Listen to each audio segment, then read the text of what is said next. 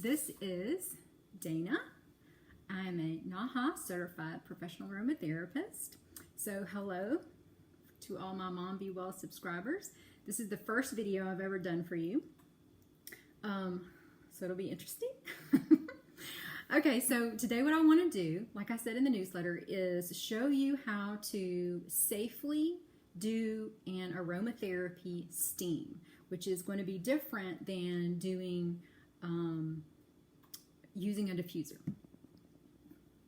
Okay, so you need 5 things, and I'm counting our grouping of essential oils as one of the 5 things. Okay, so you need the essential oils. I guess technically 6 because you also need the recipe, which was included in the newsletter. You're going to need a kettle or something with a pouring spout for water. You're going to need a Pyrex bowl, and you're going to need a towel. All right, so let me kind of go over these little parts. All right, so first, your essential oils, and I'm going to go into some detail because this was usually my question when I first started doing essential oils was, I don't have all the stuff in the recipe, so does that mean I can't do the recipe? We're going to talk about that. Okay, so next, your water, you want to use filtered water, and you want to boil it in something that's got a spout. Okay, so here's Dana's first mistake. She used a regular pot to try and pour her water, boiling water everywhere. Bad. No bueno. Don't do that. Use something with a spout. Okay, next, use tempered glass, which would be like a Pyrex brand of glass. Once again, I've poured boiling water into a mason jar and the bottom fell out. Okay, so tempered glass can endure, right? Because right now this glass is room temperature, and then you pour this hot water in it and it won't freak out. You need a kitchen towel. Okay. When I first started doing aromatherapy steams, I was using the big honking towel that you use in the bathroom, okay, and you wrap your hair in. It's so wonderful and absorbent and big and cozy and wonderful. It works badly for this purpose because, okay, here you are with your face over the bowl and a big, massive, fluffy towel. And your kid comes up and says to you, Mom, where's the ketchup? Mom, I can't find my shoes. Mom. Okay. Or your husband, whichever, right? So you pick up the towel and you turn to look, or you turn to point out where the ketchup is, and bam, you hit the Pyrex glass full of boiling, steaming water. Okay. I did that. I'm helping you out. Okay, and then lastly, you need an empty bottle. All right, you used up all an essential oil, okay? So you have tons of these bottles left over. All right, so you peel the label off. You can see my label's all sticky and gross. It'll eventually kind of wear off. And, you know, then you have this, right, dropper, reducer, is technically what it's called, and your little cap, right? You just put all that in soapy water, and you're good. It's all good. Okay, so these are the things that you need. Now let's talk about, oh, Dana, what is juniper berry? Why would I ever have that anyway? And can I still make your blend because I don't have juniper berry? Yes, you can, and I'm going to explain to you why I chose these particular essential oils and then help you kind of decide what's absolutely necessary. And I'm just going to start off and say, if all you have is eucalyptus, okay, that's what you have. It's effective, it will work. But the reason I blended all of these essential oils together, right, is because they're creating synergy.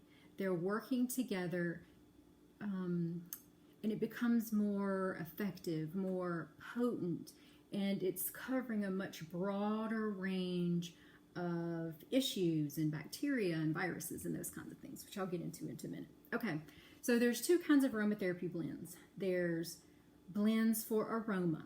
For instance, I love cinnamon and orange with a little hint of clove. Love, love, love. It's beautiful this time of year. It just feels warm, right? Like, why is it when you smell something, you feel something? Because of the fact that the little olfactory bulb that sits right here, right, comes up through your nose, goes into this little bulb in your head. Not a light bulb. That's up here.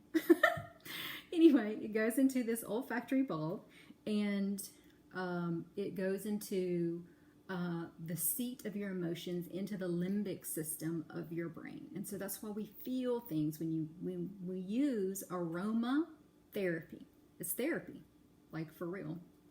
Okay, so if you substitute out the cinnamon for my orange cinnamon hint of clove blend, it's just oranges and like a hint of clove. It smells totally different, not the same. You take the orange out and it's cinnamon and a little bit of clove. Cinnamon's intense, right? And there's not really anything you can substitute for, say, cinnamon. Even in recipes, you have a hard time substituting cinnamon in your recipes, like nutmeg or something. I don't know, but cinnamon is an island unto itself. So in those aromatherapy blends that are specifically for aroma, you will have some struggle omitting something out of the recipe or trying to substitute. However, when you do something medicinal, which is what this is for, oftentimes you can take something out, omit it, or maybe sometimes substitute. But if you're new to aromatherapy, most likely you won't have everything, and you may not have juniper berry. But I'm going to explain to you what it does, okay? And then you can kind of see why I chose these oils, and then determine, hey, do I want to just go buy some juniper berry, or would I like to buy some, cedar wood? Okay, well, let's talk about it. Eucalyptus globulus. Okay, no, let's see, where's my camera? And I'm shaking. There it goes. It says on here, eucalyptus. Okay, and there it is, like way up underneath. I don't know if you can see that. Is the Latin name. I don't think you can. And it says Eucalyptus globulus. There's also Eucalyptus dives. There's also Eucalyptus radiata. So eucalyptus isn't eucalyptus. There's different kinds of eucalyptus. Okay, so that is why on my recipe that was included in this newsletter, it says Eucalyptus globulus. That's important because this eucalyptus and this eucalyptus, which you can't see, don't do the same things. This eucalyptus is 80% 1,8-cineol. 80% of what's in this bottle is something called 1,8-cineol. It's a chemical component. And that particular chemical component is known to be a mucolytic, which means it's thinning the mucus in your sinuses, right? Because gross, it's swollen, it's stuck, and when it sits in there, bad things are growing and multiplying, and you're just going to get sicker. Ooh, we want it out. So that's what eucalyptus, the purpose of putting in this blend is for, because it's going to thin that mucus. Well, what happens when it thins the mucus out, right? It's moving, so you're going to blow your nose, you're going to cough it up if you have some phlegm, some mucus in your chest, which is what's wonderful about having eucalyptus. And everybody should have Eucalyptus globulus in their house because it's wonderful like that. Okay, our next, oh wait, there's more. Eucalyptus is also anti-inflammatory, antibacterial, and antiviral. Okay, when I say antibacterial, it doesn't mean it literally kills every kind of bacteria there is. And when I say antiviral, it doesn't mean it kills every virus in the known universe. It doesn't work like that. To my knowledge, there is no one anything, not even prescription drugs, that kills every bacteria and virus. You're welcome to correct me if I'm wrong, but to my knowledge, there's not. So this is true of the plant world, right? And pharmaceuticals are usually based on plants anyway. Which is another reason I have all of these different oils. What I'm trying to do, again, is synergistically pull all of these chemical constituents together so they come together and work and are a little bit more powerful than the one essential oil by itself. And that is the beauty of blending, right? That's why you see all of these companies sell different blends because there's this beautiful, mysterious thing that only God understands that goes into blending. And suddenly the blend becomes more powerful and effective than just the one singular essential oil. It's a beautiful thing. Okay, that was eucalyptus globulus. All right, now we're going to talk about cedar wood. Cedar wood again. There's Atlas cedar, I think is what it's called. Okay, all cedars are not the same. In this recipe, get a little closer, you see Juniperus virginiana. That is the essential oil you want. Your bottle should have the Latin name on it. If it does not, do not buy that essential oil. Because which cedar wood is it? Is it Atlas cedar wood, or is it Juniperus virginiana? Is it Eucalyptus globulus, or is it Eucalyptus radiata, or is it Eucalyptus dices? You don't know. It just says eucalyptus. Put that bottle down and walk away. Same with a recipe. If someone says lavender, which lavender? Because there's more than one. I have two. There's lavender, lavandula angustifolia, you see? And there's something called spike lavender. That is lavandula latifolia. Okay? Two different lavenders, not the same. They don't do the same things. They're not made of the same chemical constituents. God made these two plants different, and they can't really be substituted, especially these two lavenders. Totally different. You smell this spike lavender? Yeah, that's like medicine-y. This lavender, like the lavender that everybody buys and keeps at the house and goes on and on about how wonderful, oh, I love lavender. It doesn't smell like medicine, or people wouldn't love it. Okay, totally different. So it's super important to know the Latin names of the essential oils that are in the recipe. If it's not in there, don't follow it. Don't just stop following that person altogether. Find you someone who lists out Latin names. Never buy essential oils that do not have a Latin name on it. Okay, so what does cedar wood do, right? It is antibacterial. It also is a mucolytic, meaning it's thinning this mucus that's trapped in your head and thinning the mucus that's in your lungs so you can blow it out and you can cough it up. So something to consider having around, right? But again, eucalyptus does the same thing, but because eucalyptus and cedar wood are two totally different plants, they're going to cover, kill, fight different bacteria, which is why I've blended them together, right? Two is better than one. The next essential oil is tea tree. Tea tree is antibacterial, it's anti-inflammatory, which is great, right? Your sinuses are swelling and you want to reduce that swelling in your head so that that now thinned out mucus can come out. It blocks histamines. Okay, so if you have allergies, your body comes in contact with that allergen, whatever it may be, right? Dog dandruff, dust mites, trees, whatever. Your body comes into contact with the allergen. It produces something called histamine. Okay, then what does everybody tell you to do? Go to the drugstore and get you an antihistamine. Says it on the box. Antihistamine. Antihistamine. Like, why go to the store when you can inhale tea tree? All right, so it also, in one research study, showed that it was effective against some strains of the flu, tea tree oil. And most everybody should have tea tree oil at home. You know, this kind of be part of your arsenal. And I would highly recommend that tea tree oil is something you use, especially if you have allergies or your family is prone to getting the flu or something. And lastly, it stimulates your immune system, which is awesome, right? Like, it's helping your body fight whatever it is that it's trying to get rid of. Next is the juniper berry. Okay, so maybe you don't have this at home because it's not super popular, you know. All right, well, here's why I added it to the blend. It's anti-inflammatory. Again, we're suppressing this inflammation in your sinuses.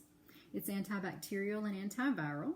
Okay, again, it's going to cover some bacteria and viruses. These other oils might not. 50% of what's inside this juniper berry bottle is something called alpha-pinene. And it's anti-inflammatory, antibacterial, and antiviral, just that constituent alone. So, something to consider adding to your arsenal of essential oils. All right, and then lastly, we have peppermint. I don't have to explain to you what peppermint does. You smell it, and it's wonderful, and you can feel it opening you up. And eucalyptus is kind of the same too, right? When you smell eucalyptus, that smells like medicine, but it also opens you up, which is why I prefer peppermint. I love peppermint. We're like plant sisters. I grow it. I love it. I make herbal peppermint tea all the time. Okay, so this is why I've used the essential oils that I've chosen to create this blend. All right, you'll notice on the recipe it says for ages 12 and older. Why'd I say that? What difference does it make? All my friends use all these essential oils with all their kids.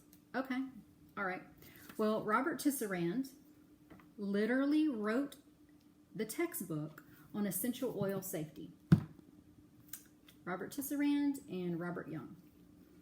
Textbook. It's a textbook, super sciencey stuff about the safety of each essential oil, right? What I teach you about peppermint is not the same as what I teach you about cedarwood. Cedarwood's totally safe for kids. Peppermint needs to be careful. You need to be careful using it around children 3 and under because it can be something called a neurotoxin. So I had a friend whose child had a little mosquito bite on her head, and she starts dropping straight undiluted essential oil of peppermint on her head. It runs down into her face, and it's right up under her nose. She starts gasping for breath. She can't catch her breath. She can't breathe. Okay, that was one, a lot of essential oil. And 2, it was right in her face. But that just goes to show you that essential oils are not these innocuous modalities of healing. They are potent. These essential oils are more potent than these herbs I have tincturing over here. They're just going to be more potent because it's concentrated plant material in here, and this is not. And herbs are all the constituents in the plant, depending on how you extract them. And the essential oils are just the chemical constituents that come up in the steam, right? Which is why steaming is so wonderful, because they're immediately hit this water and the steam and rise right up like Lazarus out of the bowl right into your sinuses. All right, so to make our blend, we're going to take our recipe. Okay, so let's say you're like, oh, I don't have juniper berry, I don't have cedar wood. As a matter of fact, all I have is eucalyptus. Okay, then what you're going to do is pour your hot water into here, add 1 drop of eucalyptus, you're done. If you have more than one of the things on this list, then just follow the recipe, 2 drops of each. Right, you're going to take your empty container, measure out 2 drops each of everything. Okay, pop your reducer back on, cap it, shake it up, right, because you want all of your essential oils to coalesce, to make friends. And then you're going to pour your water into your pot, which mine is still hot and steaming. I don't know if you can see that. And then you're going to put 1 drop of essential oil in there. Okay, inevitably you're going to accidentally put 2, and that's okay. But the reason I say 1 is because it's powerful. With, again, the chemical constituents in these essential oils are by definition so lightweight they rise with heat. This is hot. It's going to bust out of this Pyrex measuring cup right into your face. Okay, so I always recommend that you don't put a drop in here and just cram your face over it. Like, Don't do that. Because I've done that, my child has done that, and we get headaches when we just immediately put our face over the bowl. What you want to do is let it dissipate just a minute, right? And you're also making sure the water is cool enough, right, that you don't burn your face because it's steaming. Waft it, right? You're good, you're comfortable, no headache, you feel good. Oh man, that feels fantastic. Wonderful. Okay. So now you can put your towel over your head and put your face over the bowl, right? And I usually, for real, cram my face in the bowl because I'm getting it all up my nose. Okay, and what's wonderful is these essential oils are going right into the mucus membrane of your nose. You know how like the inside of your mouth is not like your skin, you have all these layers that the essential oil then has to go through to get to your blood. That's not how it works in your nose. In your nose, it's nothing but mucus membrane, and it immediately absorbs right into those sinuses. You have tiny little capillaries inside your sinuses, and so boom, it's right in your bloodstream. There it goes. And you took a deep breath, down into your lungs it goes, filling your lungs and all of those mucus membranes and all of those tiny little capillaries that normally are catching oxygen and dumping carbon dioxide are now pulling in all of those constituents, all of those anti-inflammatory things that are in these oils, all the mucolytics, all the antivirals, all that good stuff is now in your lungs. So you should be snotting coming out of your face. You should be, right, if it's in your lungs, you should be coughing things up, because this is ever so much more effective than diffusing.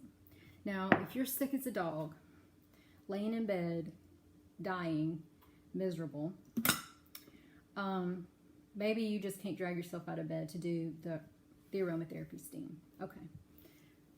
You get your diffuser, you've made your blend, you put you a couple of drops in your diffuser, right, and you just hang out next to your diffuser. But try and drag yourself out of bed to do some aromatherapy steams, because you're going to feel so much better. And I suggest you do them every 2 to 4 hours. We're all different, okay? So everybody metabolizes differently. Some people need it every 2 hours, some every 3. Some people, it just kind of hangs around longer. Maybe their liver's congested, maybe they're a slow metabolizer, and they only need it every 4 hours. You listen to you. Your body is going to tell you what you need. That is what health and wellness is really all about. It's very individual and unique, and it's all about you specifically. So if you feel like you need to do another steam 2 hours after you did one, do it again. I often will do 1 drop, steam that. Okay, what happens? It quickly evaporates, right? Because it's following the steam and out it goes. And when that's done, I do another drop, put my head over, and do it again. I think that's it. That's how you effectively, easily, safely do an aromatherapy steam. Like I said, your recipe is in your newsletter, printed out. I'm super glad that you are here and you took the time out of your day to watch this video. I hope you learned a lot. And please, please reply to the newsletter. It'll send me an email and tell me if you liked it. Did you learn anything? Would you like to see some more videos? If so, what would you like to see? Just kind of share with me your thoughts. Like I said, no one else sees these videos. It's just you. It's just for my subscribers. That's why I said hello subscribers, because if you randomly stumble across my website, you're not going to find this video because it's just for you. Because I love you and I appreciate you, and I want to serve you in a way that's helpful, because I know when I started using essential oils, I was totally lost. And I was trying to find somebody who knew what they were talking about, and I didn't even know that there was such a thing as a certified aromatherapist. Like, I didn't know that was a thing. So I'm just sharing my knowledge and educating you so that you can make good choices about your babies and about your health, and do it in a natural way, which is super important to me.